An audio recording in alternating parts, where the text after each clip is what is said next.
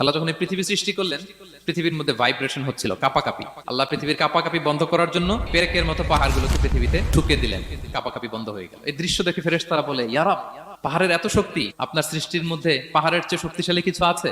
আল্লাহ বললেন আছে। সেটা কি? আল্লাহ বললেন সেটা লোহা, কারণ লোহা দিয়ে পাহাড় কাটা যায়, ঠিক কিনা?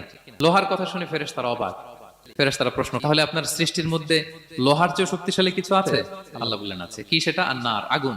কারণ আগুন লোহাকে কি করে? গলিয়ে ফেলে। ফেরেশতারা শুধু অবাকই হচ্ছে। ফেরেশতারা বলে, আগুনের চেয়ে শক্তিশালী কিছু আছে? আল্লাহ বলে আছে, আলমা, পানি।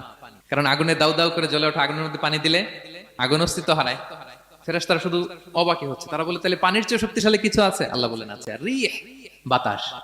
কারণ বাতাস পানিকে একদিক থেকে আরেক দিকে নিয়ে যায়। জলের মধ্যে বায়ুর উচ্ছ্বাস লাগলে জলোচ্ছ্বাস তৈরি হয়, ঠিক কিনা? ফেরেশতারা আবার অবাক হয়ে বলে, তাহলে বাতাসের চেয়ে শক্তিশালী কিছু আছে? আল্লাহ বললেন আছে। সেটা কি? বলতেছে বনি আদম। ওই মানুষ শক্তিশালী যে গোপনে দান করে।